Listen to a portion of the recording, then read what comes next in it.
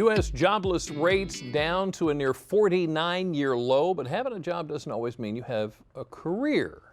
Well, there are plenty of career opportunities with the Maryland Department of Public Safety and Correctional Services. With us this afternoon, this is Mr. Michael Ziegler, who is the Deputy Secretary of Operations for the department, along with Correctional Officer Kevon Willis. Gentlemen, thank you so much for joining us this afternoon. Thank you. Officer Willis. Yes, sir. First off, congratulations. You're celebrating 7 years tomorrow. 7 years tomorrow, yes, sir. That is incredible. Congratulations. What is it that made you want to become a corrections officer? I believe before applying, I always wanted to have some sort of role in law enforcement. And I was searching for a job stability, hadn't been married for too long. And stumbled upon the testing site for ECI, Eastern Correctional Institution, and went down, took the test, and here I am. What do you like about the job? The people. Really? Yes. What? Work around some good people. It takes a special individual to do what we do, to be a correctional officer. And the one thing that is a necessity where we work is the caliber of person that you need to be to work where we work. Yeah. I'm fortunate enough to be surrounded with good people where I work, because the task is to go home safely and keep one another safe. Right. And the public safe. That's in the mission statement. So you have to be able to trust the person next to you to keep you safe. Right. And vice versa. And then you return the favor. Absolutely, absolutely. So tell me about your typical day. I actually work in a segregation unit. I work in a segregation unit, administrative segregation unit.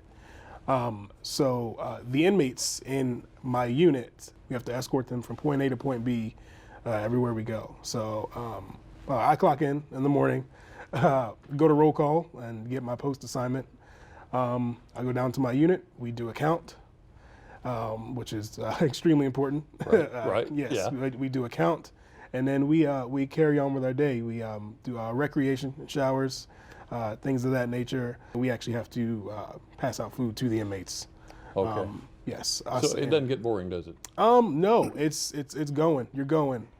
It's different every day, but it can also be the same but different, if that makes sense. Well, again, congratulations on 7 years. That is fantastic. Mr. Thank Ziegler, please forgive me. I didn't mean to ignore you there. He's got a fascinating story to tell. It is.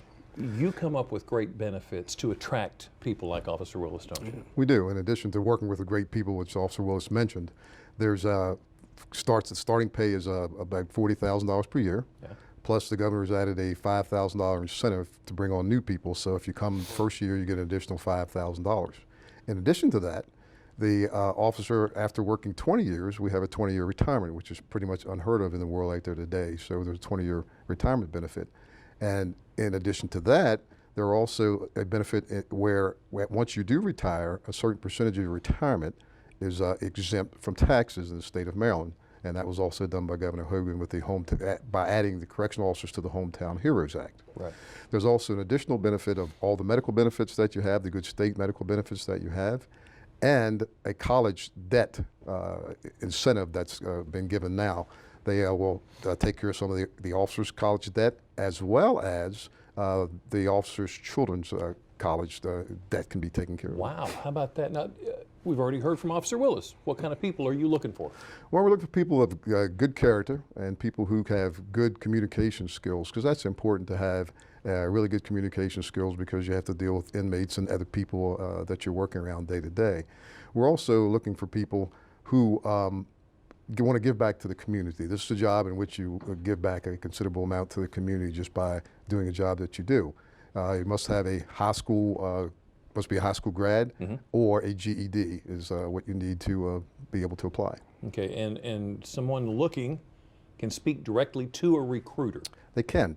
They can text apply 313131. Okay. And the recruiter will call them back within 24 hours of texting and give them any information that they need. More information. Okay. So now you have several opportunities coming up to not only apply, but take the entry test right away as well. And the first one comes up tomorrow? Tomorrow. We have a test tomorrow at the Eastern Correctional Institution training building.